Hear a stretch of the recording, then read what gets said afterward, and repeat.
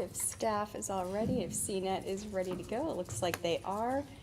I will go ahead and call to order the Board of Supervisors regular meeting for Tuesday, July 16th, and I'll ask everyone to stand for the Pledge of Allegiance. I pledge allegiance to the flag of the United States of America and to the republic for which it stands, one nation, under God, indivisible, with liberty and justice for all. Okay, and now we will go to the managers for announcements. Thank you, Madam Chair, and thank you to members of the board, staff, and the public for joining us this evening for the July 16th regular meeting of the Board of Supervisors. This meeting has been properly advertised in accordance with the Pennsylvania Sunshine Act as a hybrid meeting with the option to attend virtually and in person here in the main meeting room. If you are in attendance virtually using the WebEx platform and wish to speak on behalf of an agenda item, please say your name, municipality of residence, and the topic you wish to speak on when the chairwoman calls on you. If you are attending in person with us in the main meeting room and wish to speak on behalf of an agenda item, please address the board at the podium and state your name, municipality of residence, and the topic you wish to speak on. Prior to commencing this meeting, I have a few short procedural items to cover. First, members of the public attending using the WebEx platform are asked to remain muted during the meeting to prevent any ambient noise from disrupting the meeting. If a member of the public is acknowledged by the chair, they may unmute their microphone for their question or comment. Secondly, board members are asked to indicate their name when motioning or seconding a motion so that the minutes may accurately reflect the action taken. And finally, a roll call of the Board of Supervisors will now be taken to ensure that all members can hear and interact using the WebEx platform. Please indicate that you're here when your name is called. Ms. Strickland? Here. Ms. Stevens? Mr. Thompson? Here. Mr. Patterson? Here. Mr. Heller? Here. Thank you. Madam Chair, you have a quorum. Okay. Did we hear from Patty? I just want to make sure she can hear us and we can hear her.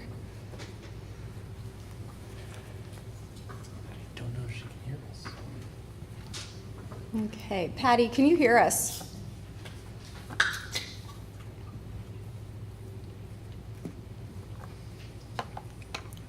We will. Looks like she's muted. She's not unmuting. Yeah, so I wonder if she can hear us.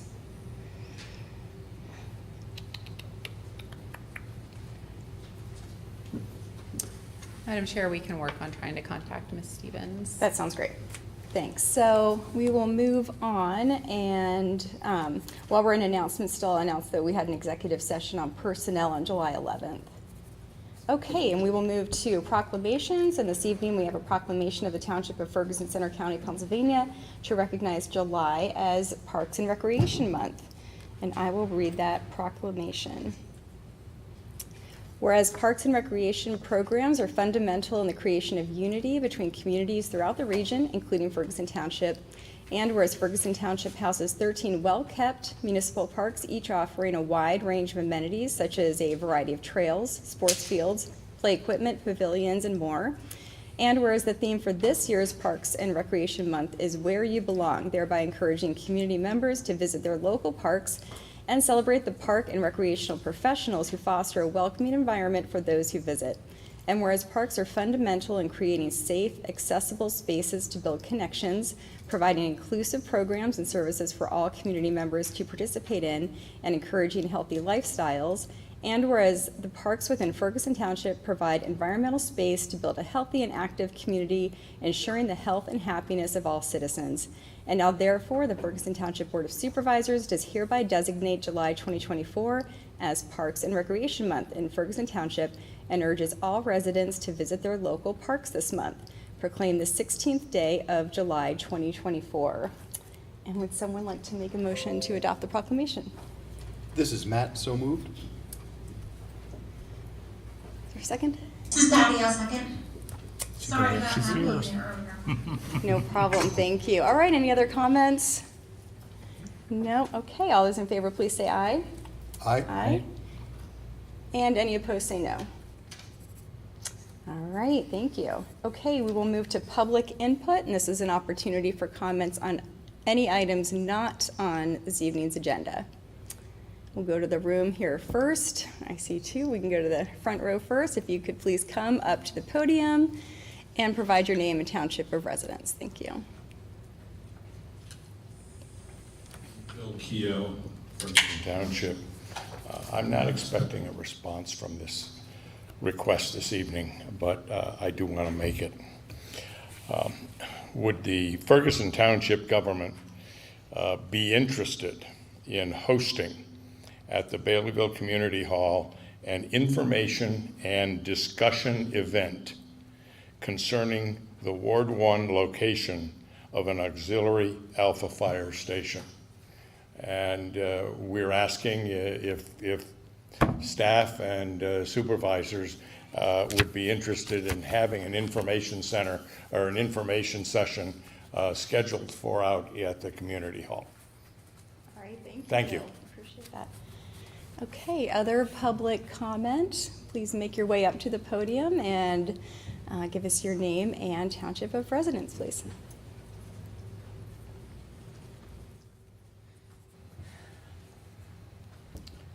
Kurt Benson, Ferguson Township, specifically Pine Grove Mills. I was hoping for consideration of possible private parking on the street, specifically near Pine Grove Hall. There's currently contention between me and the patrons and staff of Pine Grove Hall, which I expect to get worse after the new business opens. And I'm hoping that we can make some of the spots private in order to kind of ease that tension.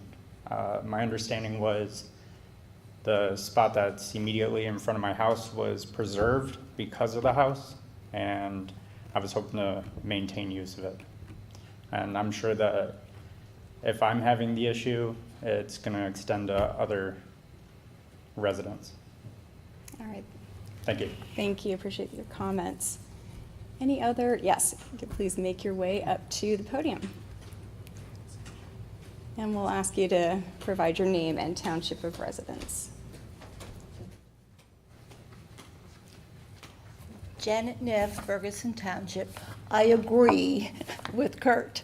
I live on that street. I've been there for 45 years, and almost all of that time you could park in front of your house. Now, I end up carrying my groceries from the garage.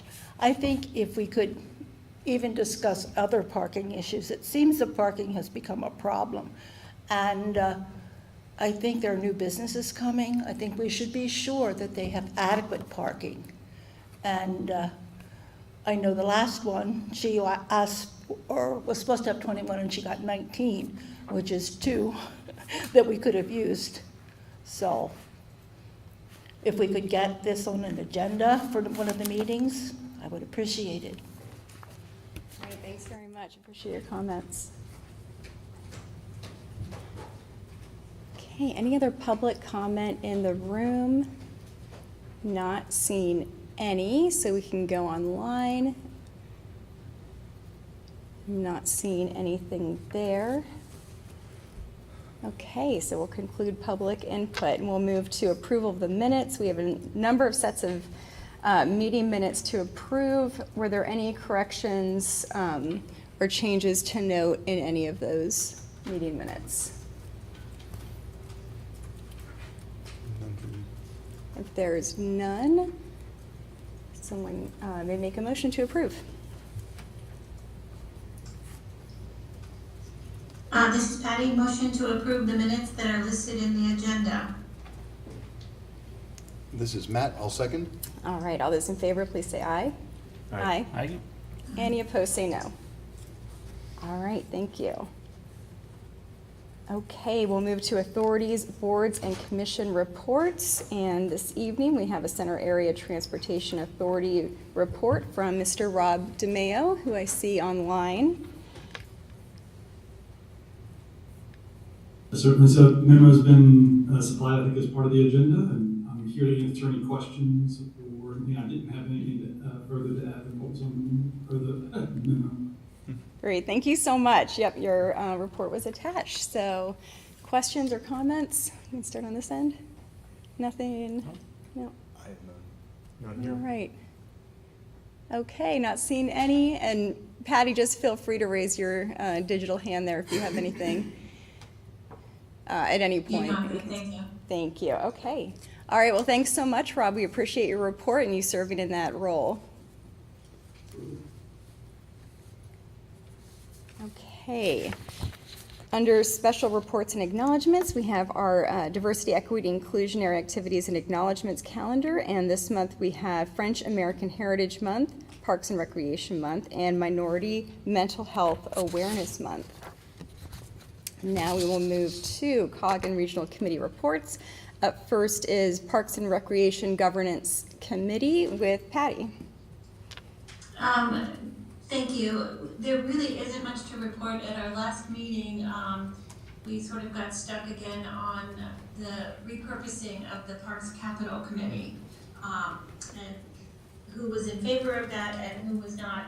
And not all committee members were there, so we sort of have left it that we will hold off until the new executive director is in and maybe see if there's any guidance or wisdom or things there, but so there's really no changes and nothing to report from that committee. Thank you. Questions for Patty? Yeah, sure. Yes. But Patty, I guess no news is bad news in this case because there's no like advancement on the form and function of the committee now. It's almost like it's a lot of folks, if I'm hearing correctly, they want it to, there's some that want it to go away and some that want it to stay. Is that accurate? That's correct. All right. And so I guess what is our posture as a township that we need to kind of, is there a posture that we want to stick to here to that we need to advance, that ask Patty to advance as a committee, in the committee? Well, I've sort of been touting that we would like to repurpose Parks Capital just as a means, sort of like public safety is another means of elected officials who use it as a communication tool. I mean, we established a matrix and we all agreed on the matrix of rules and responsibilities of electeds, the CRPR staff, and the authority. But it just seems like a lot of information gets dropped.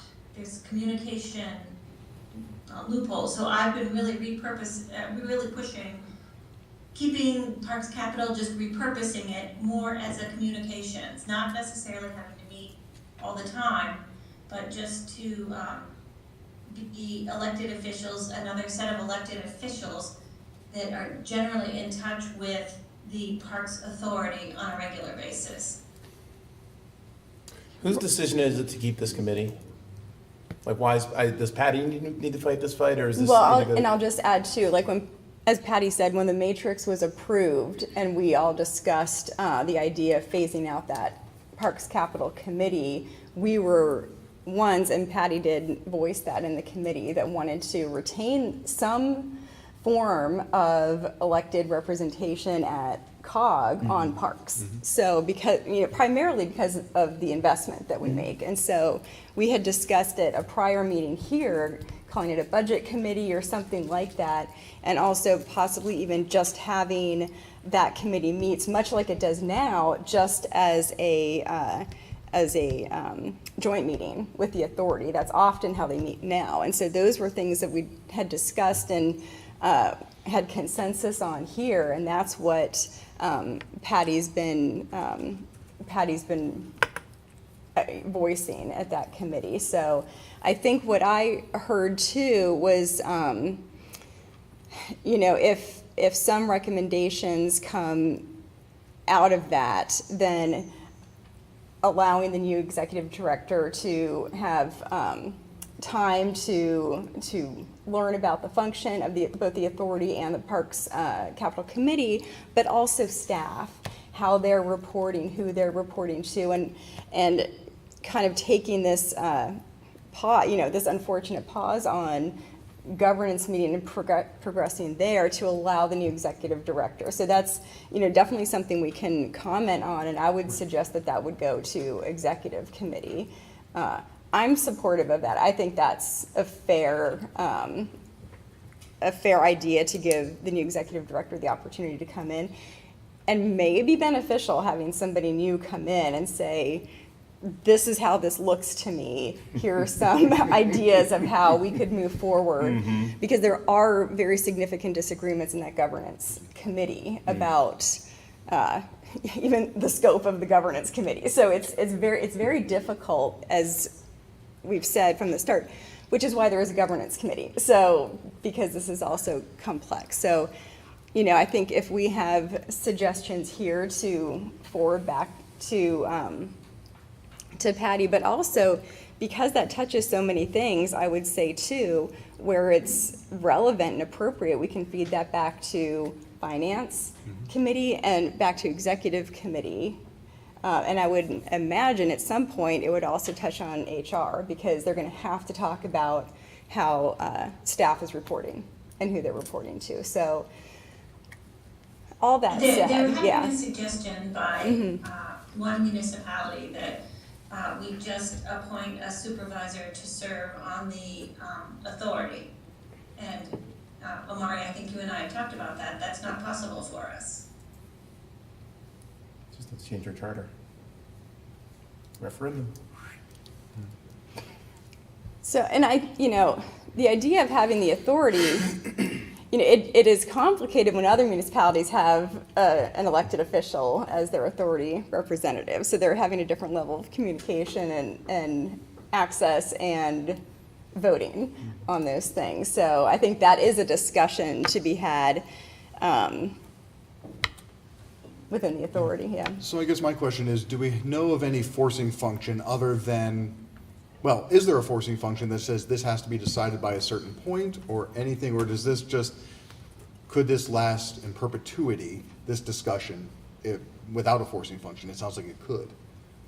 Yeah. Nobody has to make a decision. They can just keep getting mired down. I don't see it as lasting forever. I don't think there's interest in that. Right, okay.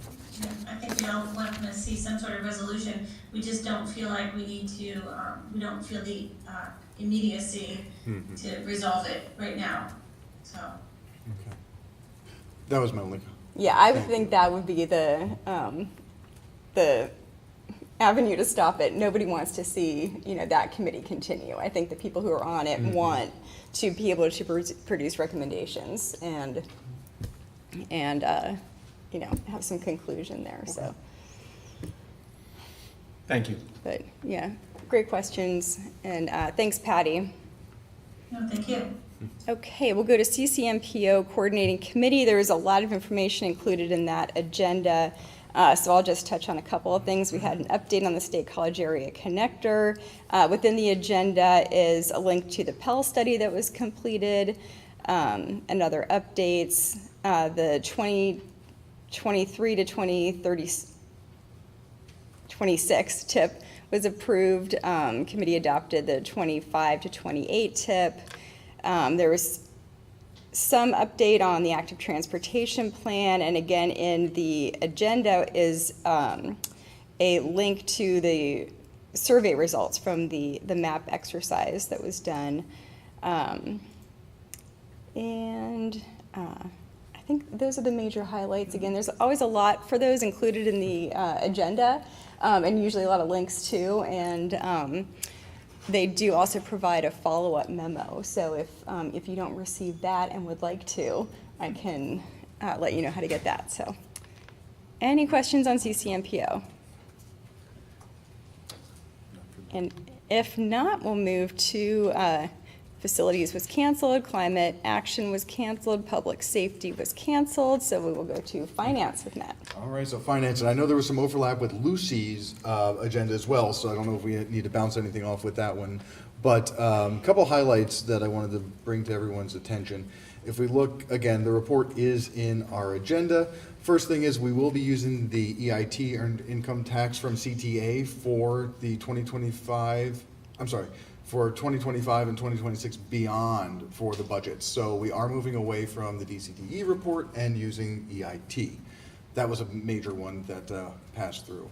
The other one, a motion we'll be using 3.78% as the budgeted guideline for COLA in the budget coming up. So that 3.78 was in line with what we were expecting. And then finally, and this is probably the overlap with Lucy, the planning and MPO municipal shares calculation overview.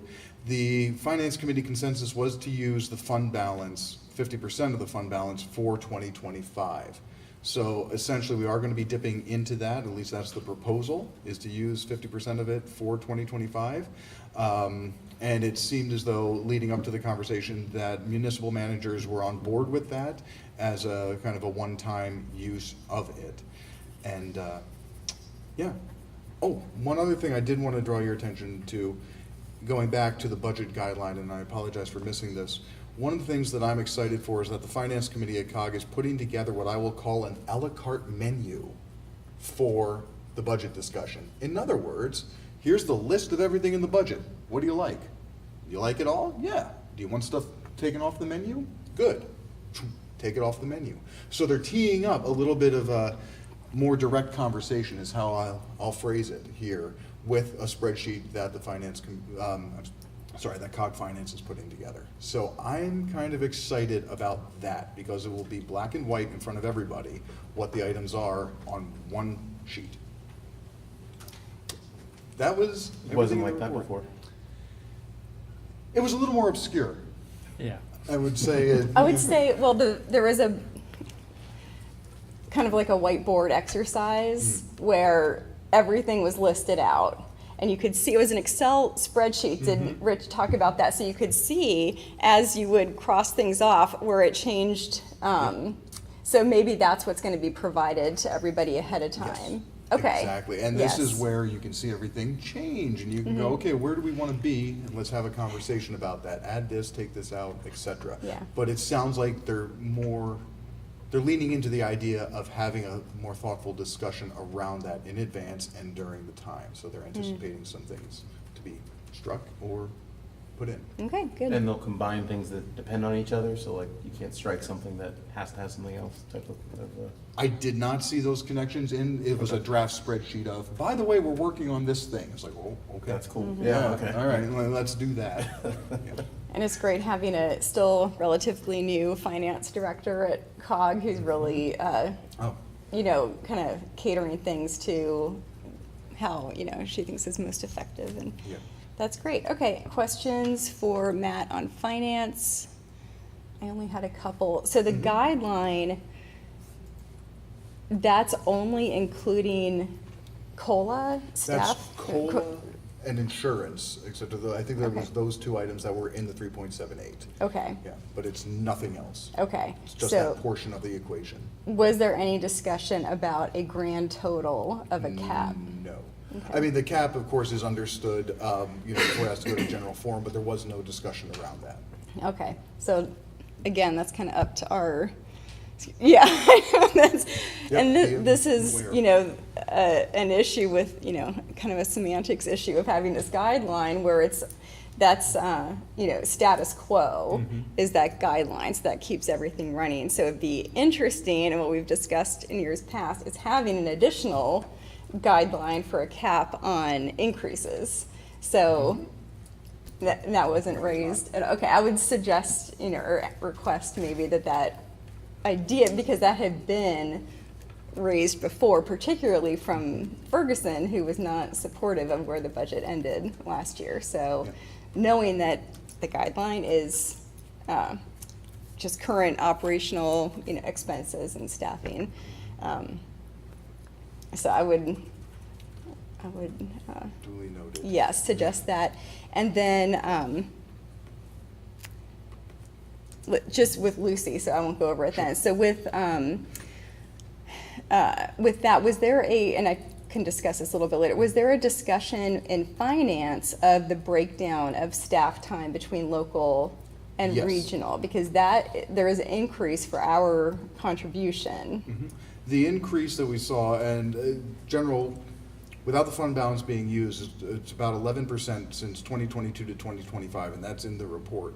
I think the important part is, if we look at the presentation that Mr. Tilka had provided, he did a breakdown, which was fantastic, about the local versus regional breakdown. And you could see directly there on the board how things were going to be changing and who's really paying for it. Now, because there are only going to be 2 municipalities paying for the local side of the house, that's where, of course, we now take up a little bit more of the regional side, and we see the increase.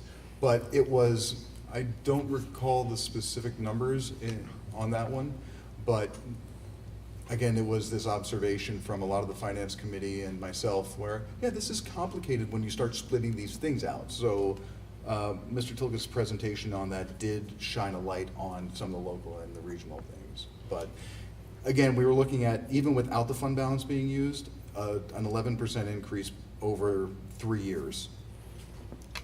So I will say, and this will, I won't repeat any of this when I do the Lucy report, so we'll just do it now. So what this was a discussion about what Center Region Planning Agency allocates to regional planning and what it allocates to local planning. So there's 2 municipalities that still pay for services out of CRPA for their local planning. We, of course, don't. We have our own planning department. So the CRPA was obviously looking for a way to reconfigure their numbers with their given staff and expenses.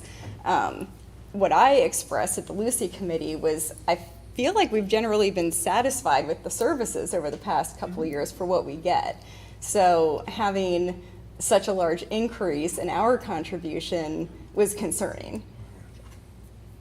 So that's what I expressed there. I know they had some positions unstaffed, unfilled over the last couple of years, but I don't know that we've experienced, any dip in our services from the regional perspective. So our plans get reviewed, our Act 537 is continuing. So I am concerned that there's such a large increase.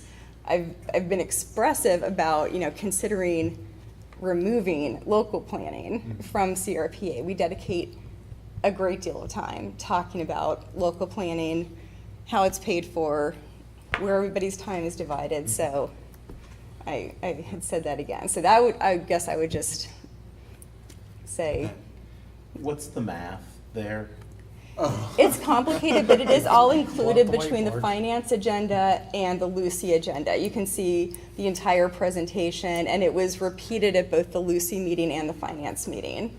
So I would, and that's hence my suggestion to just have those municipalities who are using that service to just maybe contract independently for it, remove it from Center Region Planning Agency. It really does take up a lot of Lucy time. I mean, I know, so. Well, and I think for our purposes, and I'm not one of those folks that enjoys saying, "Oh, it's complicated." That sounds like I'm obfuscating. It right? does. It does, and that's not it. And that's what I find is funny, being on the committee now, being a recent appointment to the committee, is when you look through this, it is rife in every calculation that, maybe let's say it this way, there's a regional, there's a local component, and then boom, boom, boom, and then once you get below maybe the top level, that's where, it breaks out 17 ways this way, 4 ways this way, and you go, wow, okay, why is that? Math is simple. Humans are complex. Yes, and it'd be easy if we didn't have the humans involved, Yeah, right? I guess, just to, in a nutshell, to say with some of the, the detail that's involved in those breakdowns, because CCMPO is in that budget. Yeah. So, and that's county funded. And so you've got a lot of those different things and need to divide things in different ways. Again, my point to remove one complication from the equation, so. And I think in all of this, as we go back, just looking at the finance side of the house, really what was up for discussion, besides what we had here, is that are we going to use fund balance or not for 2025? That was really what the finance committee was driving to have answered. Yeah. And interestingly, at Lucy, both Eric Bernier and I both said, let's take that fund balance question out of it and leave that for finance, That's because what we that's, how we fund it is one question. how should the staffing be allocated is the one that we could look at there. And so, It sounds like really two hemispheres of the same brain and, as it was split, and we've got some shared. yeah, so I would just say I'll still be concerned if that comes back as that increase in the budget, so. Yeah. And I think that's what we've been hearing, so I would look forward to seeing where that ends up. Anything else on that? Go ahead. I would just echo that budget percentage increase. Part of the reason why I didn't support the budget last year, inflation was 3.2%, the budget increase was 10.68. And as I went through from 2017 to 2024, it's been relatively conservative, but there are a few instances where that budget increase is creeping up and it's sometimes even surpassing the inflation rate, and that's concerning. And if I may, and I want to take that maybe one step further, what I'd like to avoid and what I think we need to be cognizant of going into the discussions with COG is the idea that, well, no, COG was under the budget. It was the elected officials that then ballooned it past some, percentage. So I will say I've been greeted with that from day one, that no, COG did everything right. They were below, etc. And then elected officials added everything in there. So how do we avoid that argument? Well, I think we take it back to our committees and we make sure that we are doing our due diligence to keep the numbers low. But then also when it comes budget time, having some harder conversations. Yes, and that came up last year, within committees, be, vocal about where your municipality is going to support or not support. And again, this was just an example of that. So within Lucy, I'm saying I don't see anyone supporting this kind of budget increase for this. So carrying that up the line, I'm, vocalizing that here to you and to finance. And so I think, yeah.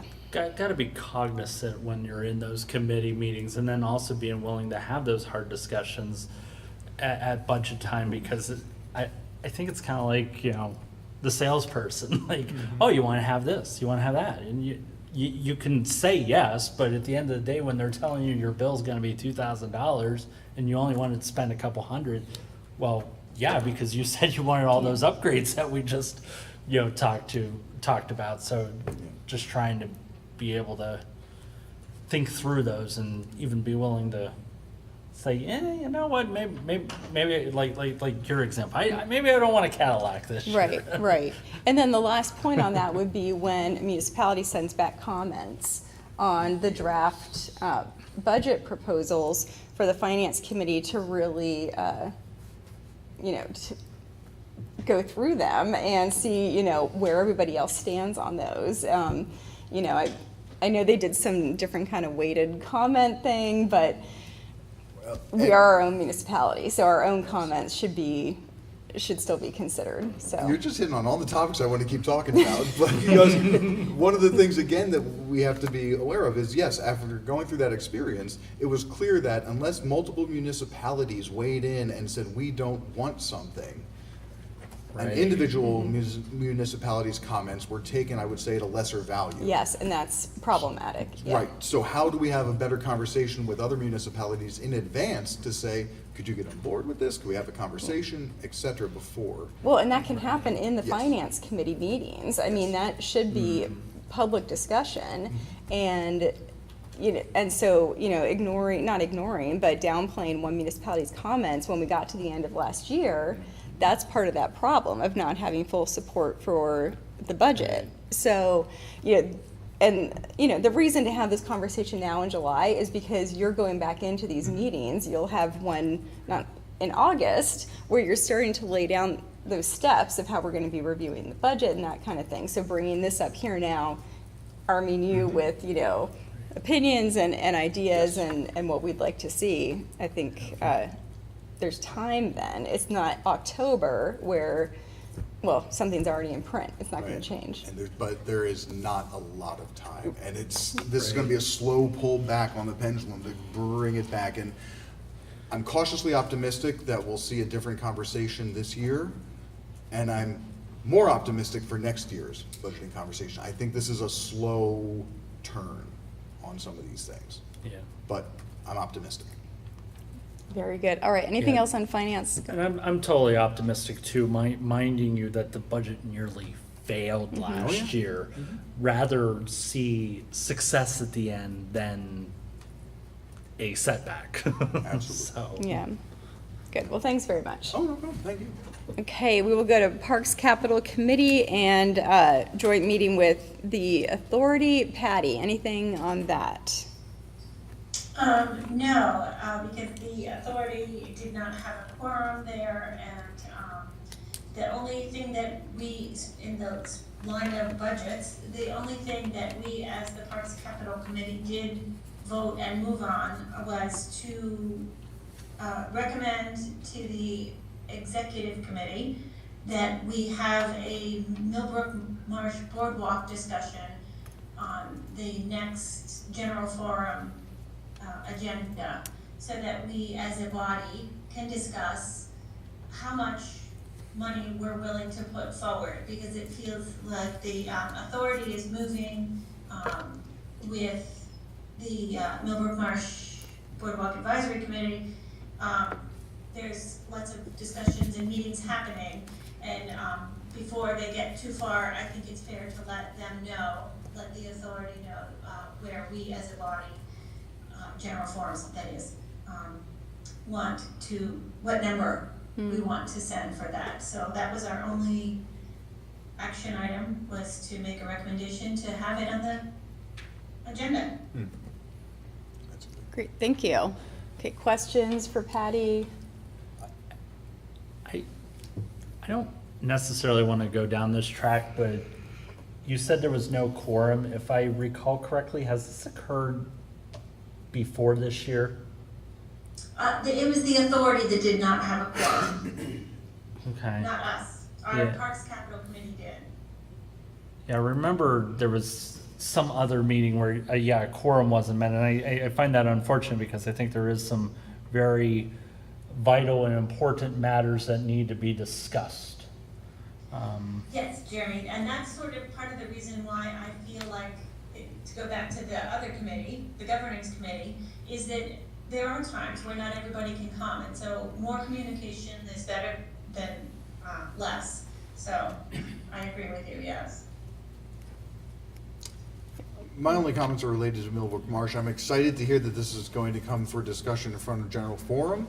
But my question then is, maybe seeing shadows where shadows don't exist, what happens next? I don't want that to be a one and done. Oh, we came into General Forum, there was a discussion, we heard what the municipalities said, and then we're going to go off and have, obscure one-on-one conversations with everybody. I think because of the scope and scale of the project, it has to be a continuing effort, once the committee and folks are brought to the table, to then somebody honchoing it and moving it forward in a deliberate manner. And I'd really love to see some deliberate functionality in what is done there. So I'm optimistic again, and we'll see where it goes, just to make those comments. Yeah, interesting. And back to the budget, we'll see what is presented in the budget for that, which hopefully is influenced by that conversation. So other questions or comments on parks? Okay, seeing none. We will go to the Lucy Committee, which I've already reported on, and the only other item we discussed was just an informational update on the comprehensive plan outreach, and that's in the agenda. Executive Committee was canceled, so no general forum this month. Is that what I'm to take from that? I would need to follow up. I Okay. did not necessarily I see did that. hear that rumor. Okay. And then I guess you have this note from our Parks Capital representative that there was a request for a Millbrook Marsh item so I guess that would be the August general forum I'd agenda. definitely be eager to get it on there. Yeah, okay. All right, very good. Okay, we've already had a report on governance. All right, so we will move to staff reports. Up first, the Chief of Police report. Yes, you have the June report in front of you. More than happy to answer any questions. You will see under Community Relations, we did participate in the Special Olympics torch run.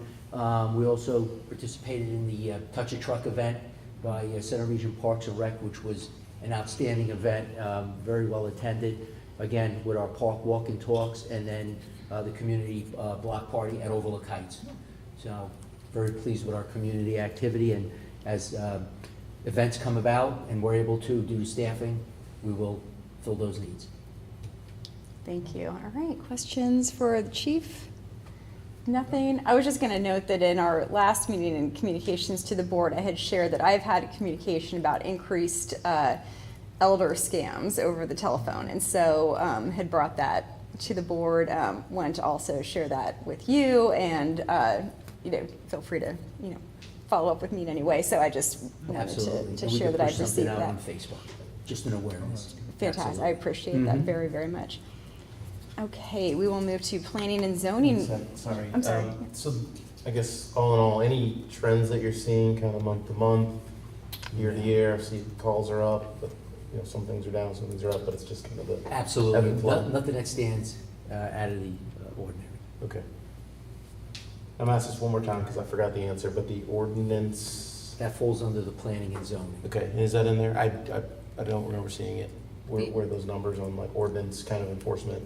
Planning and zoning report. It is in there? Okay, all right, cool, thank you. You're welcome. All right, so we will move to the planning and zoning department report if there is anything you want to highlight from that. You can find ordinance reports and violations in the planning and zoning report. I think the third page. If you have any questions, I can answer anything. Thank you. All right, questions for planning and zoning? I'm not seeing any. Yes. Oh, I'm sorry, yes.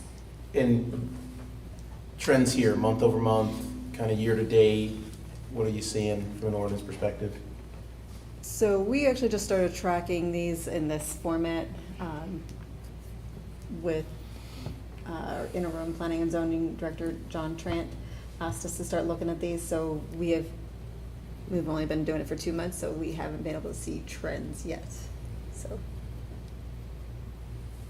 Okay. stay tuned. Where are these, like, is someone out finding these items, or are we So getting kind of usually, most are complaint-based. Oh, So we have been using the citizen reporter, and we've been collecting violations or concerns there. Phone calls, residents walk in, and some are just the ordinance enforcement officer sees violations such as like signs in the right of way by driving around. So. I'll also share with you, as Christina has already mentioned, we have initiated, I've been working closely with John Trant to initiate a new monitoring and tracking program and to really improve our reporting practices within our planning and zoning department. So much of what Christina's already shared, but just to kind of like fatten that up a little bit, I'll share that we don't have those statistics for comparable past practices. Of course, we could manually go in and retrieve that type of information, but much to where you're going with this, I believe, in terms of wanting to be able to seek out statistics that help show trends, data, that is where we've initiated this new tracking and monitoring program. So what you're seeing here, while there's always been a planning and zoning department report, it hasn't been broken out with these statistics. And we're also, as part of our monitoring and tracking program, being very specific as to what that monitoring program might look like for our OEO, and really mapping out when our OEO is in parks on a routine, regular basis based on a schedule, as well as patrolling, patrolling the Ward 1, Ward 2, Ward 3. So it is heavily based on a complaint-based system. We are integrating into the schedule a more routine, rigid approach to monitoring the township with a designated patrol system. More data to share. awesome, thank you. And I won't ask that one today, but I will share with you, since it appears to be quite relevant, in a previous conversation where there were similar questions asked about the citizens reporter, the statistics, we've been working with our GIS coordinator. So now what we've built into the system and the citizens reporter center, there's a web page, which I can provide at a later time, that specific link that will take you to the statistics. So they're automatically being generated based on a algorithm that we were able to put in place on the back end. So it won't necessarily be part of the manager's report, but it's part of a web page that can be accessible to any member of the public, including the board, where you can see how many submissions the township has received and how they're falling in terms of category. Is it arborist related? Is it sidewalk related, brush and leaf collection? So that is all available, that is now available to everyone in the public with interest. Excellent. Here. I will share with you, Madam Chair, after the Public Works Director reports, while I didn't have a report, I had been out, as you know, I do have some updates, some verbal updates that I'm happy to share with the board, and I'll yield to the Public Works Director first. Okay, well, if there's nothing else on that, we can go to Public Works Director's report. Which is included in your packet, and I can answer any questions you might have. I don't have anything in addition to add. Okay, thank you so much. Anything you wanted to Thank add you. on Just there? a few Sure. highlights. Of course, administration has been busy even in my absence, and when I got back last week, it's been a busy time ever since. But in collaboration with the solicitor's office, I've been able to complete the transfer of the township right-of-way for the vacated land of sale to Mr. Rochot, and the administration staff is organizing material for the ASA review and discussion that is being held tomorrow here at the township building. Much of what, I won't reiterate too much, but much of what's been shared, the managers did meet last Wednesday to discuss the various items pertaining to the Center Region Parks and Recreation directors expressed concerns, as well as the Center Region Parks planning agency, Director Mike Tilka, to discuss the staffing allocations. And I will say that I did note some concerns, but I do believe that that will be brought back to the managers as well as the committee members closer to the budget discussions, particularly just to better understand how the shift in the staffing allocation fees will yield a little bit more on regional member municipalities that are subscribe to the regional planning services. And so I have broke out what those actual fees look like so that can be provided to the elected officials, so you can have a bit more of a monetary value of how that impacts specifically Ferguson Township. And I'm happy to answer questions pertaining to that. And then I'll also share with you that the administration, namely the HR director and myself, are managing quite some personnel matters. And so staff in my absence has been busy. And I just didn't want to let that go unnoticed. The assistant township manager really, James Progar, really did an excellent job during the time that I was out of the office. And I just want to take a moment to say thank you to him, all department directors, as well as all of the administrative staff and every other staff member that's really kind of helped fill the gaps in the absence of me. So thank you. Yeah, absolutely, much appreciated. Any questions for the Public Works Director or the manager on those reports? My standard questions, everything on time, on track, ready to be done by December closeout of the year? Yes. Except with the caveat of the projects I mentioned before that were the RFPs for the engineering studies in Pine Grove Mills for the mobility study and for Northland area. Those have not lifted yet. Copy of Mills will just be a clear, clean break of, hey, we're under budget on 24, we're going to toss that in 25. And more than likely, yes. Okay, Yeah. very good. Any other questions? Not seeing any. All right, thanks very much for those reports. We will move to unfinished business, and under that, we have a presentation of the 2023 audit prepared by Baker Tilly, and I will go to Todd Grady, Finance Director, for this item. Thank you, Madam Chair. This is an annual presentation of the prior year's audit.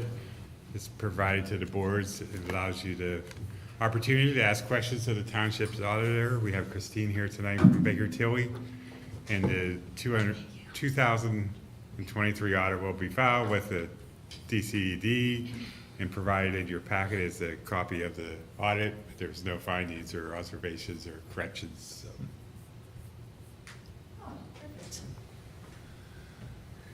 All right, hi everyone, I'm Christine. I've worked on the audit since I've been with Baker Tilly, so I believe this is my 8th year. I was thinking about on my drive over here today that this time last year, we were like still very much in the thick of it for the audit. It didn't present and file till September, so I'd say that speaks to your team, and Todd really working hard to get everything in order, and not only responding to our requests, but like trying to make things better, the processes and things. We definitely could see, that really coming to light in this audit. I'm not going to go over all 55 slides. I'm sure you're bummed about that. I'll make sure that Todd shares this with you guys, and it has our contact information on it. So please feel free to reach out at any point in time. He also, I believe, provided to you the full 100-page plus draft. That is really the representation of the last 6 months of our work. Again, I'm just going to really do a high level here, but I'm happy to answer any questions on that report either today, or you can reach out to us at any time. Skip here.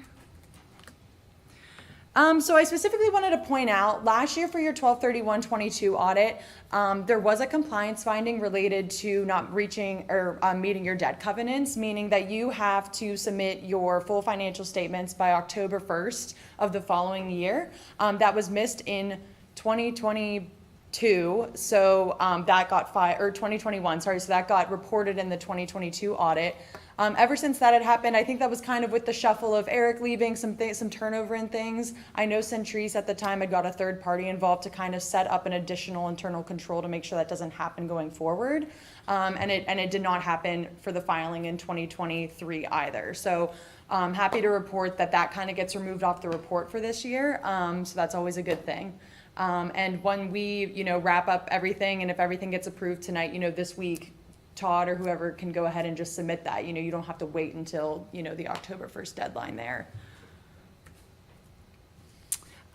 We always just try to make some suggestions. Last year there were quite a handful of them just related to the chart of accounts and cleaning some accounts up and things. Todd and the team have definitely worked through balance sheet items, some very immaterial to us balances that have sat there from year to year. Those are really cleaned up, either just reconciled or ran through the income sheet, or really tied down to where they're at.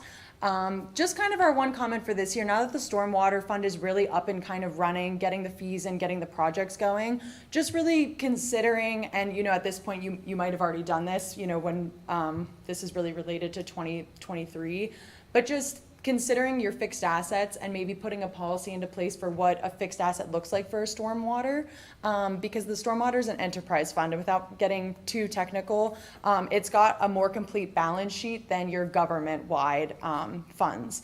So you want to just think about what could be capitalized. So if you're doing a stormwater project, does it make sense to capitalize a piece of land? Maybe not, but maybe just getting some sort of policies or process in places related to that, so you can kind of refer back to that. So that's just kind of a suggestion we have throughout all of the things that we worked through. So there's always new GASB implementations. For a lot of years when I started, nothing too impactful. The last 2 years have been heavier lifts as far as really looking through things. Last year was GASB 87, so that's related to leases. Just determining if it makes sense to put them on your balance sheet or continue to run them through the income statement.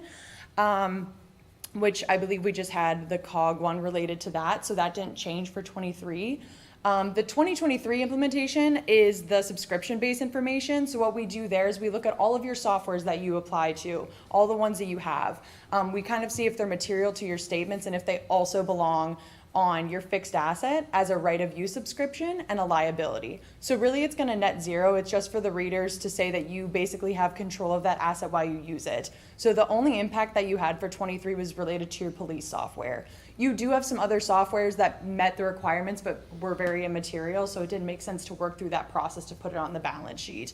But we basically take the police software, and we have a large calculation for it, but we look through it over the course of the 5 to 7 years, whatever it is, and we kind of capitalize that on the asset side of things, and then we meet that with a liability. So that's the only major change there. And happy to note that for 2024, there's no major implementations, very minimal things, so that'll be nice going forward too for next year. Skip through some of these things. These are just our required communications that we need to share with you. A lot of them presented through engagement letters. No really major changes from prior years either, but again, I'll make sure that Todd can share this with you as well. So for the financial statement analysis, I'm just going to specifically talk to general fund. Again, if you have questions at the end over the full report, happy to go over them. But for the general fund, and I'm sorry, this is a little bit small. We reflect this in the report for your general fund, your budget to actual, just to kind of do like a comparison there. And really a lot of these were like pretty close to kind of what you budgeted. The largest one that I just wanted to point out was related to your taxes, and in that specifically it was your earned income tax that you had budgeted. That being said, the comparison from 2022 to 2023 was within like $200,000. So I think it was just the budgeted amount at the time that's kind of throwing that off a little bit, that you actually collected more than what you budgeted, which I mean is not a bad thing. And you can see at the end here, the ending fund balance is the 9.8 million, which is good. The largest difference this year was that you didn't recognize your ARPA funding. So when we go through the rest of these slides specific to general fund, you received the ARPA money and you put it towards revenue for lost revenue due to COVID impacts. So that's kind of going to boost up 2022's numbers compared to 2023. So this is kind of back to more of your like regular, this is way more comparable to 2021 and 2020. And really what's throwing this to be, you know, when you're looking at your, I don't know if you can see this pointer here, but the excess of revenues, you did receive more revenues over expenses. The reason that this is just a negative number here is because of your transfers. You essentially moved money out of your general fund into your like transportation funds and your other capital projects. So it's not necessarily that you lost money to, you know, outside of the township, it's just probably sitting at a different fund. This is just kind of capturing what I just talked about there. So the total fund balance, again, this is really where you can see what I was just talking about. Like you can see that these are kind of relatively comparable year to year.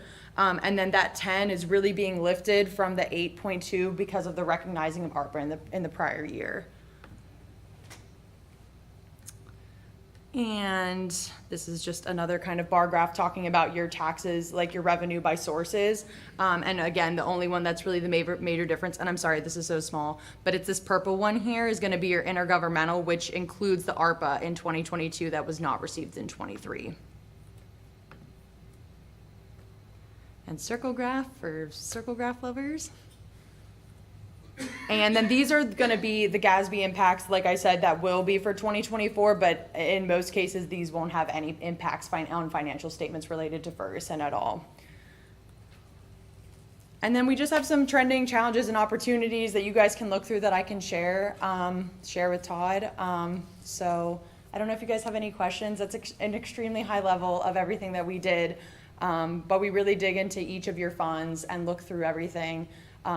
This year was very smooth in comparison. I know that there was a lot of transition in prior year, but it was just really nice to see some new ways of doing things, some better ways of doing things. The chart of accounts were much cleaner. There were a lot less like moving around of reclassing of things. So that was really great. And I mean, working with Todd was awesome for his first year. So that's all I have. Yes, round of applause for Todd. It's not an easy job. He really came in, and you guys have a lot of funds. You have a lot of activities. You know, the stormwater, just thinking that's kind of showing a net income, if you will, when you're looking at it, but that's mostly related to not expensing all of the projects you have kind of ongoing, even currently in 24. So we'll probably see that level out a little bit more next year. Thank you so much. You're welcome. And we can start here in the room. There's questions or comments, whoever wants to begin. Okay, Amari, go ahead. Sure. Yeah. That last sentence about showing a net income for 23 for not expensing, are you saying not expensing because there were some funds that weren't used till 24? Or what do you mean by that? Right, so for your stormwater, so I can actually pull this up here quickly. I pulled up the large report, which I think is what Todd had sent you. So for stormwater specifically, we always just kind of look at when you have a larger net income to loss here, and you can see that there's the increase of the 1.07. And typically these are funds that are not for profit. So we always just kind of challenge that, like what are those funds really sitting there for? And you can see that the 1.26 is what's collected. Not a lot of expenses here, but it's related to the ongoing stormwater projects you have. Like even in 2024 right now, I know that there's the ongoing projects at multiple different locations. We had talked about that and worked through that. And you can kind of see in this construction in progress here, this line right here is showing that in '23, those are the expenses that happened. They're sitting in your construction in progress, yes. Just, I'm sorry, what page number is that at the top? Oh, this is gonna be page 36. Right here, 36? is that what you Oh, mean? at Oh, the sorry. top, yeah, yeah. 38. Thank you. Yep, sorry. So yeah, essentially it's just funds sitting there that you're gonna expend in '24 for projects. It's not just funds sitting there that are unused. So for example, and I'll just share an example here, the the Park Hills Drainage Way Improvement Project, the funds had been budgeted in 2023, and we, as you know, carried quite a bit of funds over in 2024. And so that's an example that you would see. I think we may have budgeted an upward of 1.5 million, but we only expensed so many because of the time. I think there was maybe some transitions with our engineer and with the stormwater, or there was some delays with getting our stormwater, the Park Hills Drainage Way Improvement Project up off the ground last year. Copy.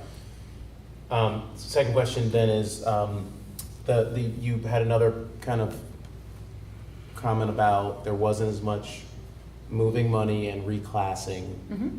Can you talk to me a little bit more about what that means and impacts of doing such? So the DCED has a chart of accounts that townships are all supposed to follow. So part of what we do is we have a threshold that we kind of just challenge different lines. Does this make sense for it to be in a admin expense here? Or does it make more sense for it to be in a general or something like that? So last year we had just looked at a handful of things, and I think of just related to the turnover and some of that, amounts, they weren't wrong. They were captured in there as true expenses, but maybe they didn't belong in the correct account. So we just worked on like getting those into the right buckets.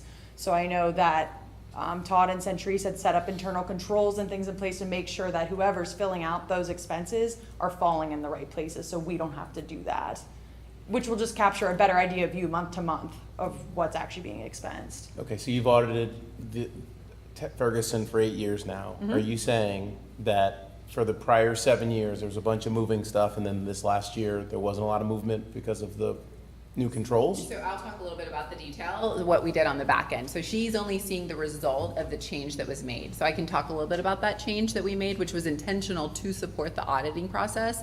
When I got appointed as manager, one of the first things that I was able to see is that our classification within our former format, the way that we presented the budget, which was in an Excel file, it was a logical categorization of, for example, the various like roads, brush and leaf, but it wasn't mirroring what DCD chart of accounts strongly recommends for the local government. So when we transitioned to the way that we present the budget now to ClearGov, it was even more apparent as to not only the challenges it presents to our audit, but even the way that it lines up on the back end for accounting practices. So that was another swift change that the assistant manager and I did as we transitioned and migrated our data over from the Excel file budget format to the ClearGov budget format. So now what she's saying is it's much easier and it's cleaner. It's cleaner for her, for Baker Tilly, to be able to easily plug in the chart of accounts because the numbers and the wording is the exact same in our budget presentation as it is with DCD chart of accounts. So when she plugs those numbers into the system that they utilize to audit, it now mirrors. Whereas before, Baker Tilly would have to say, well, I think, roads 417 whatever those numbers are, I think that's comparable to this, which is this being the DCD chart of accounts. Now we reconfigured and retitled. It was a little, and there were growing pains within staff and elected officials, but it ultimately is paying dividends and allows for a cleaner audit. Excellent. Very helpful, because I think what you're saying is that there was some mapping issues between our spreadsheets and the DCED format, which made an audit kind of hard of like, where does this thing go in this format? And we've made some changes there. But I think what I specifically heard though from We're moving our around the SME money. here, our audit SME, was the moving of money and reclassification That's different from mapping. So I want to just get that answer and help me So out sorry, there. it is the mapping. That's like basically what we would do within the mapping is we were just getting it into the right groups. We weren't like moving like your funds. It was like an internal, like we knew that, you know, the 417 was actually 437. We would just bridge that gap and work with Eric over the years to make sure it was in the right buckets. Okay. So they're just taking that extra step. So when we say reclass, it just means like in a sub account. It's not even in the total. So you, like reflecting of the expenses over the years has been correct. That has not ever been incorrect. What you're seeing for the last, 8 years that we've done it, that's correct. It's just less work to bridge that gap. And now you fall right in line with DCED as well. Got it. Okay. No, this is cool. I'm trying to, for myself, understand, like, where are we? It sounds like we're now in a position that we won't hit a 2021 miss of DCED reporting in October, which also means we missed our charter reporting probably in April.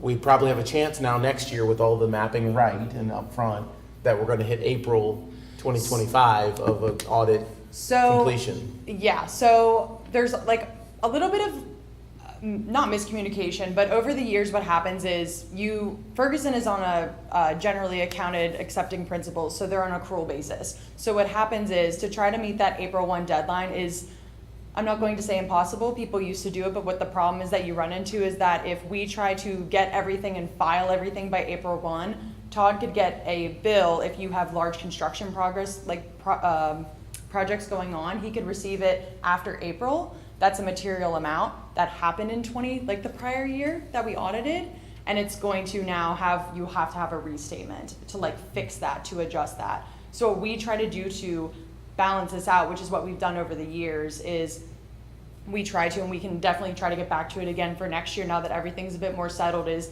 try to get everything filed by the end of like May, early June, only because that gives you more wiggle room if you have an invoice that comes in and is related to the prior audited year that we're doing.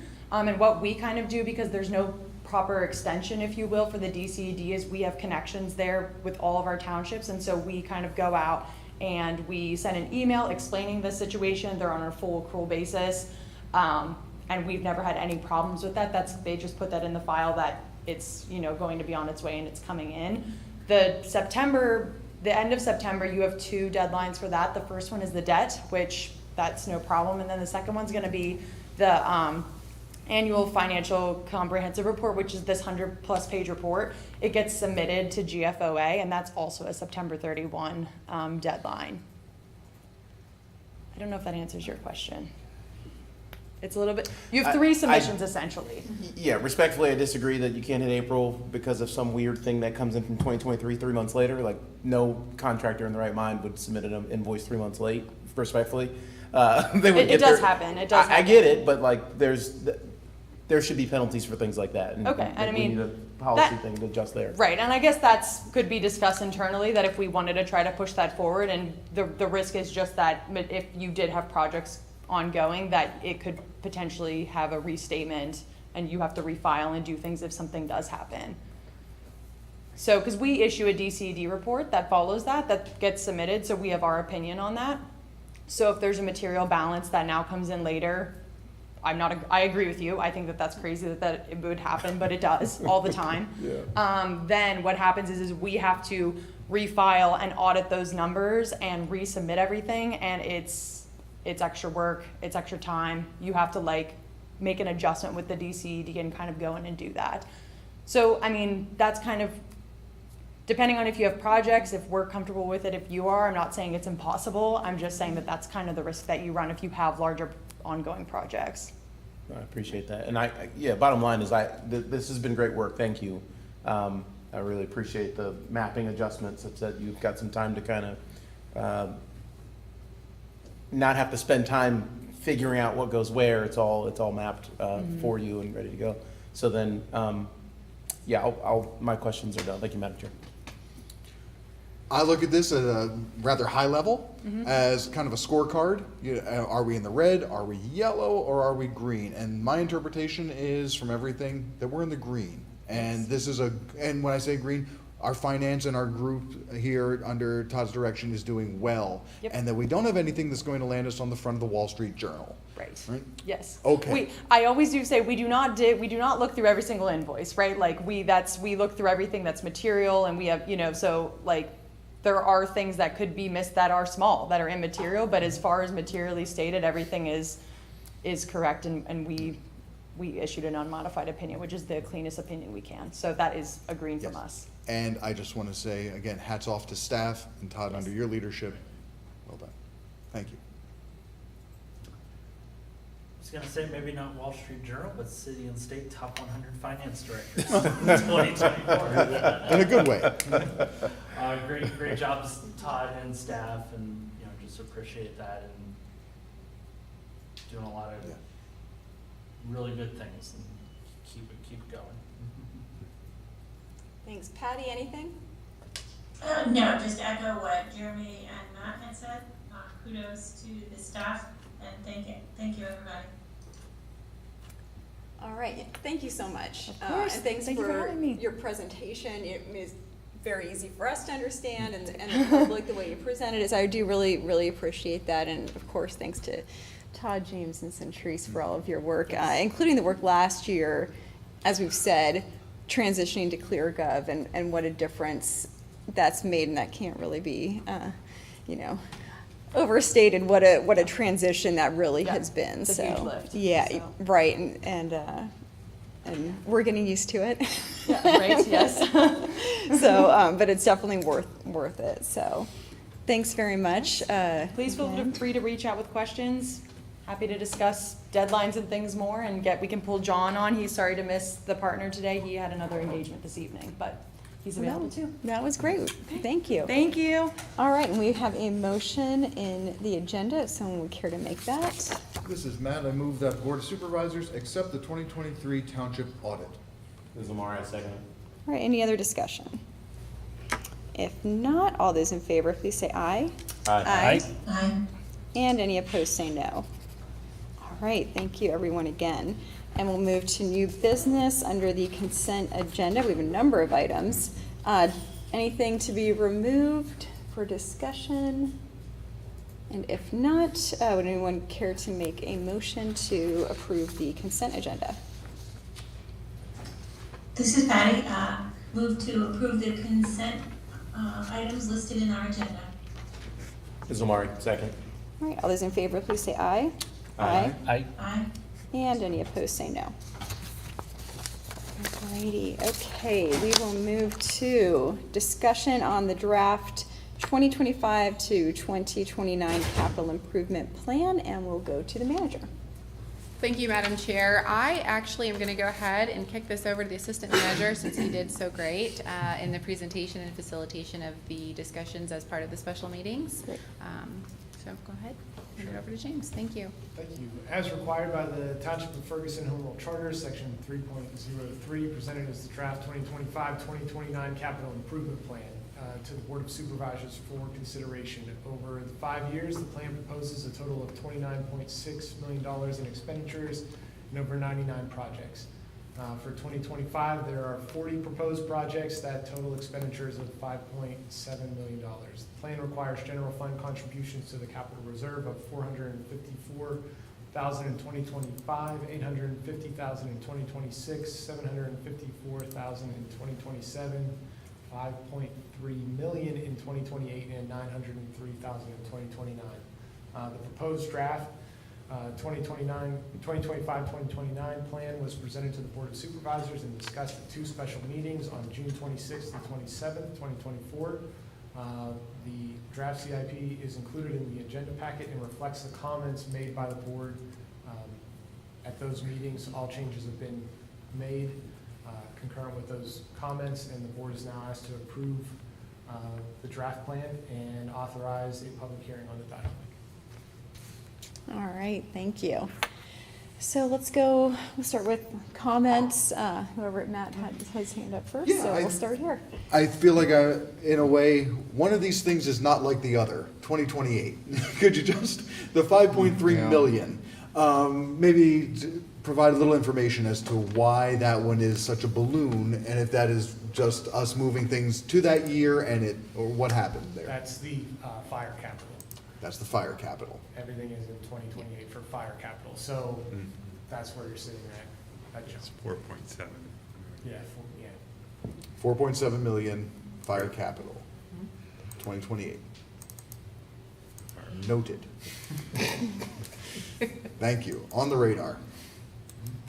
Those are my only comments. I saw of course, appreciate the work going into this and capturing all the comments and bringing it to where it is, because that was a fun marathon of a couple days.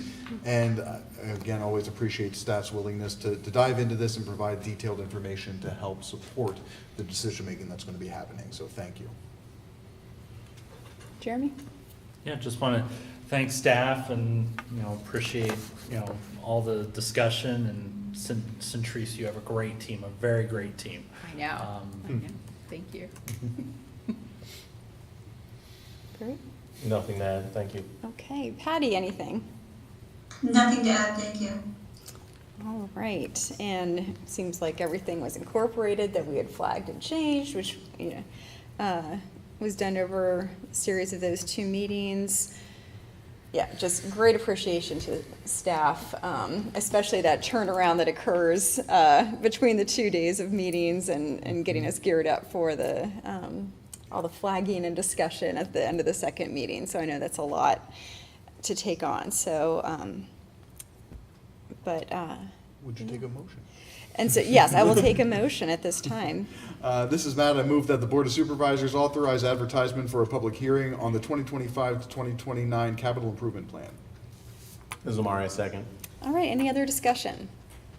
If not, all those in favor, please say aye. Aye. Aye. Aye. And any opposed, say no. All right, well, thanks again, everyone, for that. We will move to discussion on Chapter 27-15, accessory keeping of livestock, non-commercial ordinance amendment to allow beehives, and authorization to advertise a public hearing on the beekeeping ordinance. And we'll go to Christina Bassett on that item. Thank you, Madam Chair. Provided in the agenda is the draft ordinance amendments to Chapter 27, Section 715.1.b, beekeeping. On August 15th, 2023, the township received an application for a zoning text amendment to Chapter 27, beekeeping. The applicant is requesting an amendment to their zoning ordinance to permit the keeping of bees in single-family residential zoning and the residential processing of honey. Beekeeping is currently permitted as an accessory use in rural agricultural and agricultural research in rural residential zoning districts. The Planning Commission reviewed the draft of the ordinance amendment at their May 13th regular meeting and again at their June 10th Planning Commission workshop. And the Planning Commission is recommending that the Board of Supervisors authorize advertisement of a public hearing on the draft beekeeping ordinance. All right, thanks. And let's start this item with comments and questions as well. Start with Jeremy. Yes, any considerations in, unique instances where maybe the lot, odd size lots that may not quite accommodate the ordinance to place the beehives? What exactly is your question there? What? Thinking in terms like cannot be located within 10 feet of any side or rear property line, or within 50 feet of a pre-existing swimming pool. I guess just what would occur if maybe those conditions could not be met on that lot? They would not be issued a zoning permit? Okay. And also to remember that the applicant has the ability to apply for a variance because this is in the zoning ordinance. So if there is a legitimate constraint that is unique to the property and meets the requirements for a variance, the applicant can apply to the zoning hearing board to get relief from one of those requirements that they couldn't meet. Sounds good. Yeah, that was the only question I have. Great work to the Planning Commission. I tuned in to CNET many times to hear the buzz in Planning Commission on this. Pun intended. Yes, yes. Matt, anything? No, guess I'm still curious about the residents, any residential concerns if somebody were to bring in or undertake some beekeeping on their property. Proximity of bees flying around, etc. What does that do? Do we feel comfortable with the buffers between the hives themselves or the area that's being used for harvesting and proximity to neighbors? I'm curious to understand a little bit more about that, and maybe this is a planning commission review that we could just have a little conversation around. That's it. So the recommendation is to have a buffer.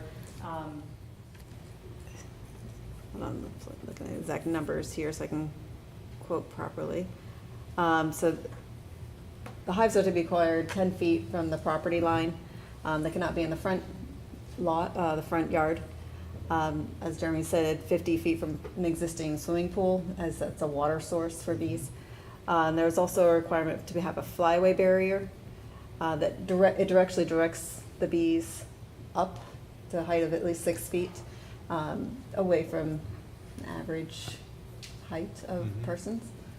So those are the steps that it is recommended, and I did grab this out of a model ordinance from the State Beekeeping Association as a way to control the bee movement. Yeah, I think this is one of those scenarios where I like the idea, I like honey, I mean, there's all good reasons. I am just curious though, once implemented, or in the public hearing, what we might hear from folks that may have allergies or other things with bees when this is advertised. So that would be something I'm gonna be listening for. Other than that, no comments. Mark? What's the community think of this? I mean, has anyone reached out and said, yay, this is great, or hey, here's my problem, and just, can you summarize and share what you've heard thus far? We have not taken any community outreach steps with this. We did receive an application for this from the public, so. I guess the question would be, is there, go ahead. Planning commission meeting Right. itself is a public outreach, Yeah. event, essentially. While there's deliberation among the planning commission members, it is designed by way of advertising and promoting attendance. So I would say that that is an opportunity for the public forum for folks to be able to attend and give their comments and thoughts, as well as the way that we advertise and publish the meeting this evening for folks to come and share their thoughts. Okay. And there's no like broad opposition or anybody kind of We've not bringing it received, up? Okay. we have not received any at this time. Yeah, no, good question, good reminder, because there is public comment, at the planning commission as well as here, and then, at our public hearing on this. Yeah, no, I'm So cool with the good question, yeah. just, So just a is there any, reminder.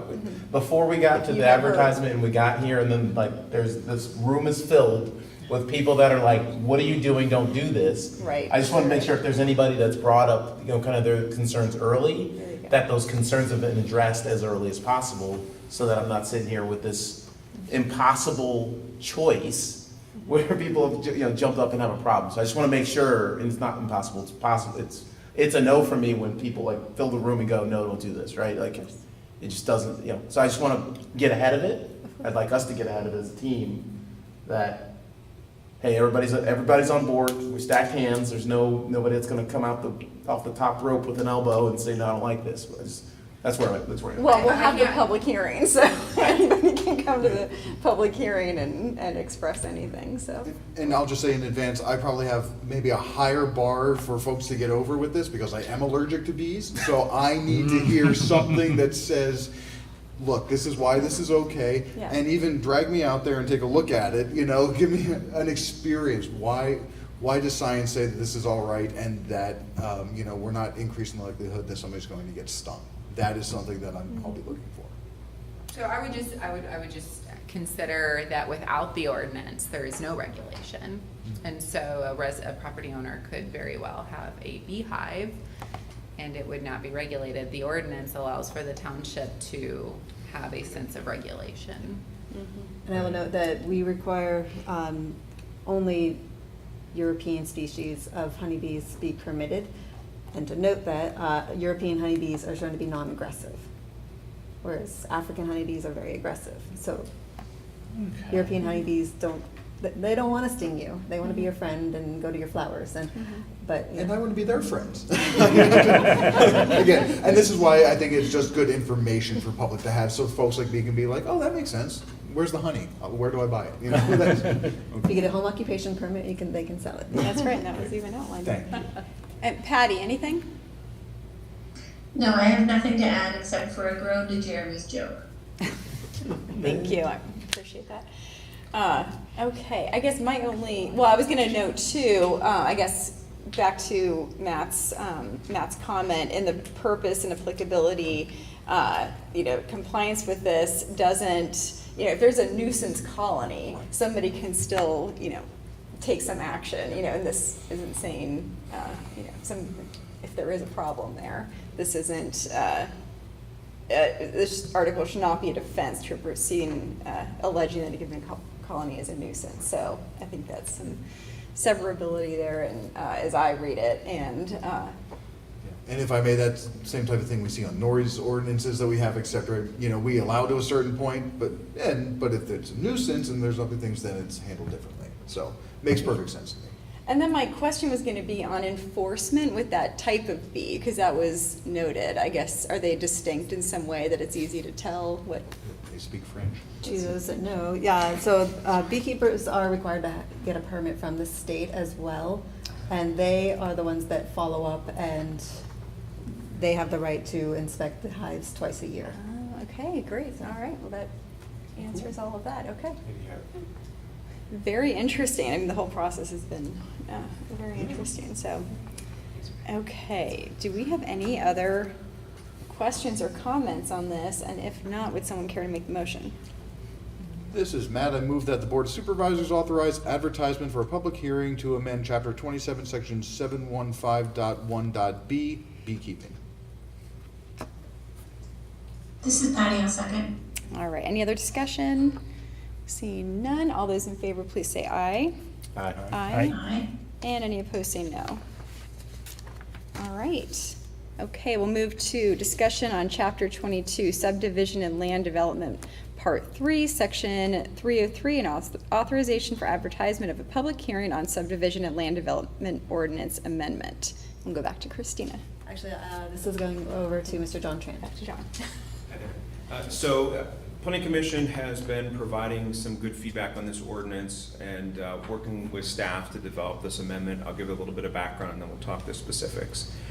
Several months ago, Planning Commission and the supervisors had a joint meeting. We did a training session to talk about land development process. One of the things we talked about was firming up the process, a challenge that we identified working with staff and looking at applications in the queue in terms of land development applications, subdivision applications, and their status. One of the challenges was that the process needed to be tightened up. Municipalities Planning Code is the state enabling legislation that allows municipalities like Ferguson to regulate land use and land development, and the MPC has prescriptive timelines. It also allows us to create a deadline for submittal of an application. So that's item number one, and that's specifically what's in the ordinance.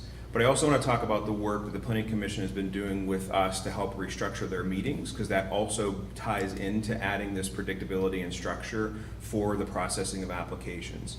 So Planning Commission now is having a workshop meeting at their first meeting of the month and a regular meeting at the second meeting of the month.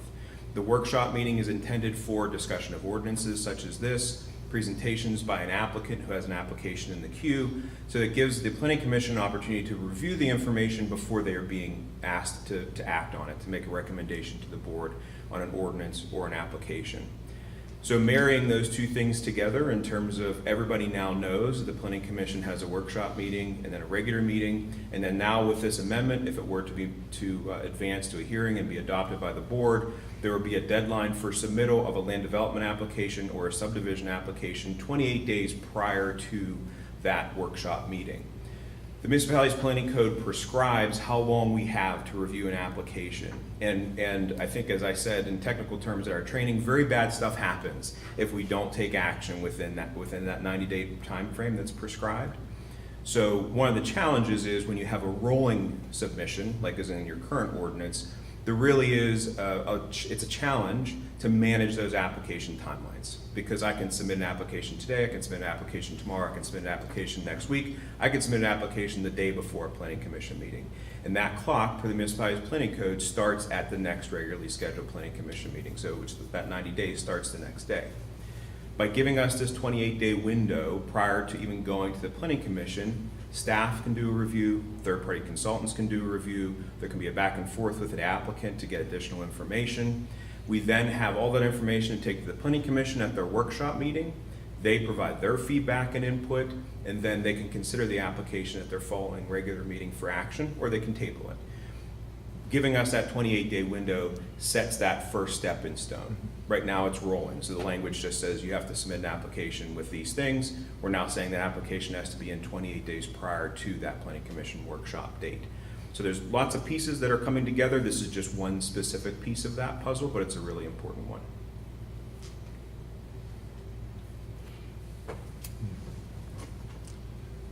All right, go ahead. I was just gonna say, I like that, I'll call it buffer, a little bit more time, because I know we do move things through quickly and efficiently, but having a little bit more time to dig in and understand in advance of the clock starting is, in my estimation, warranted and appreciated. So I'm good.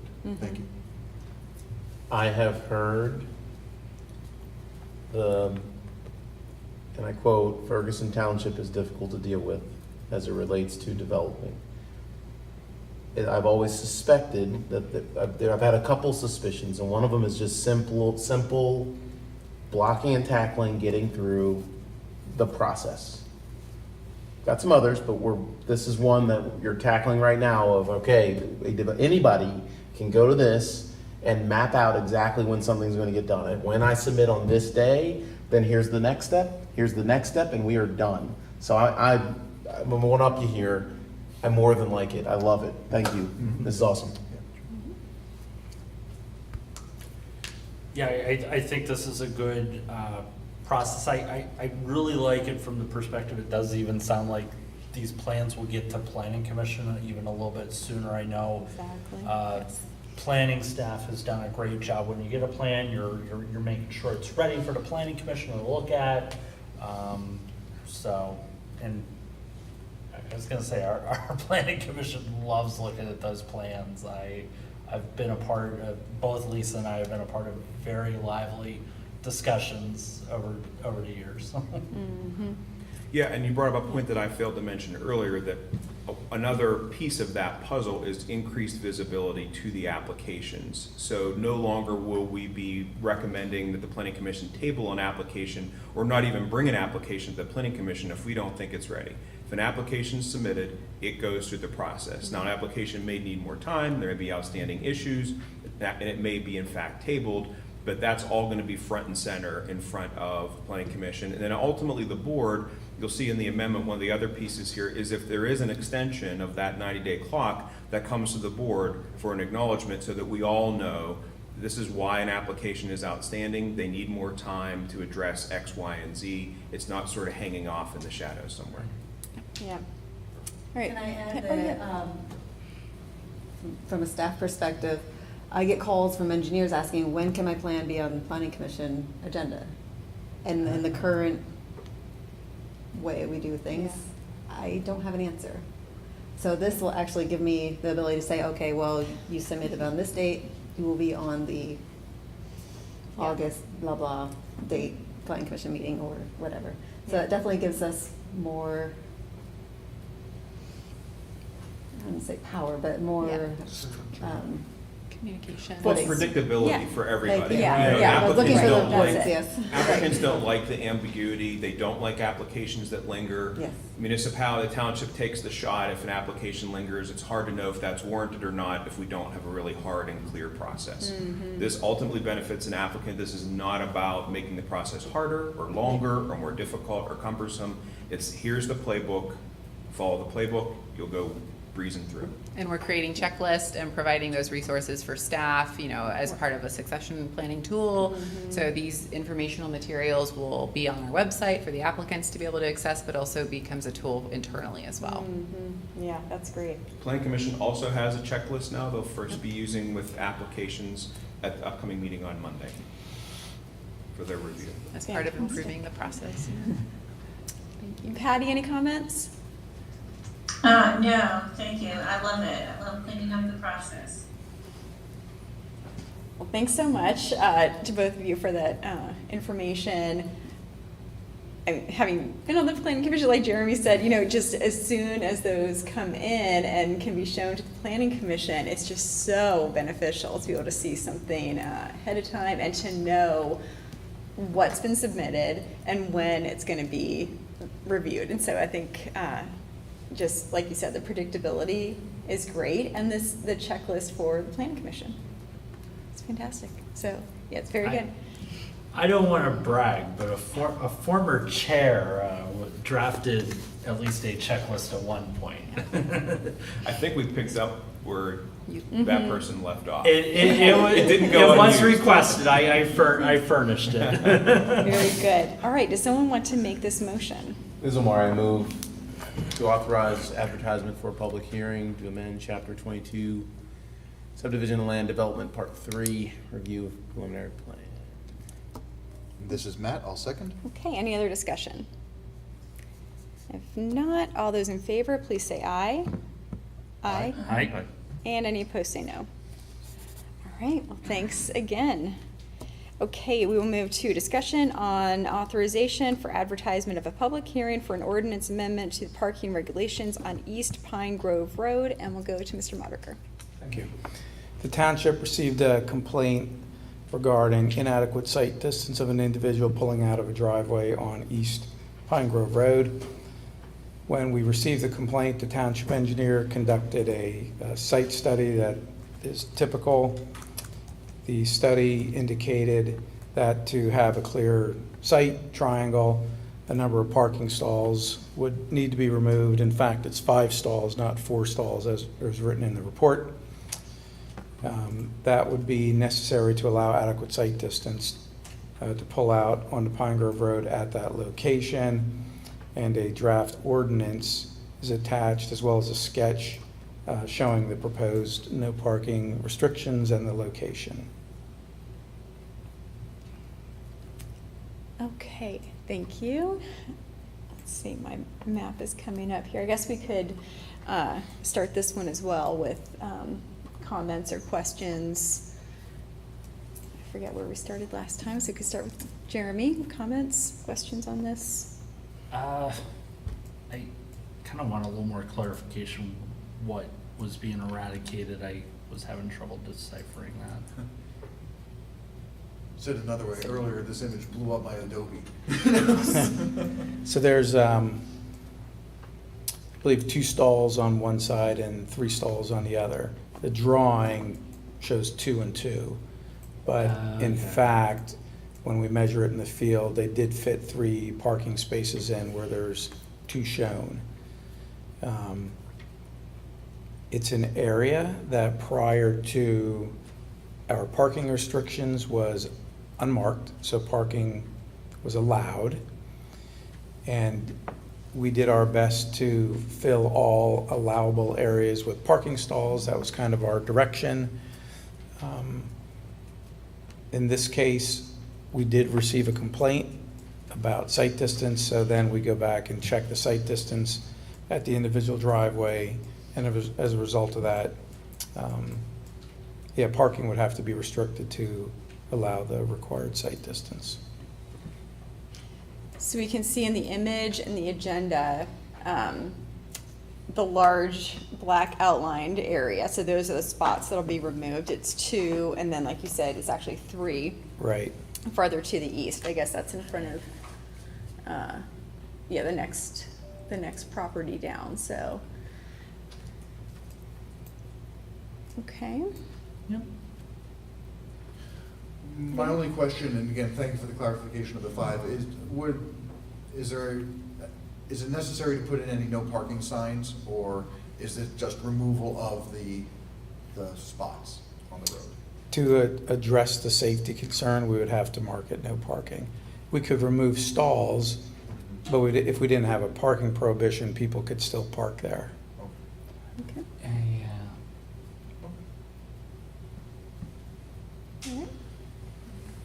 And, driveway issues are typically complaint-driven, so I would imagine. this is the first one we've gotten. I don't know if we're going to get others. But we address them when we receive them. Right. And I just want to say, I appreciate, of course, the line of sight, knowing that road intimately, working with, of course, folks there to improve the safety, so, thank you. Have we had any incidents there, or is this just more of a kind of cautionary folks are bringing these things to? I'm not aware that there were accidents. And I would have to check the engineering study to see if he looked for accidents. Oftentimes with sight distance, we can simply see if we have a clear sight triangle, and if we don't, then that warrants the no parking by itself. And how was this logged? Did this come, did somebody call you, or was this on? Yeah, I believe it the was a site? phone call. Okay. Just trying to understand who's using the new site. Yeah. And I just wanted to say, related to the comment about if accidents had occurred, and why historically, and I'm gonna go way back in the time machine, I don't know when this was, 2008, 2009? There was talk when we were concerned about speeding along East Pine Grove Road and increasing the distance of the 25-mile-an-hour speed limit, so stretching it out so more people would have to go slower over a longer distance. When we spoke with PennDOT, the answer was, well, we're actually looking at raising the speed limit because there haven't been accidents. And we all went, oh my gosh, no! At which point, thankfully, Mark Kunkel and others were involved at the township, and they said, no, we need to lower the speed limit, and they did. So I always use that as the cautionary tale to say, yeah, we might say there aren't accidents, but that doesn't mean that people aren't getting into sticky situations because of the line of sight issues or speeding. So All thank right.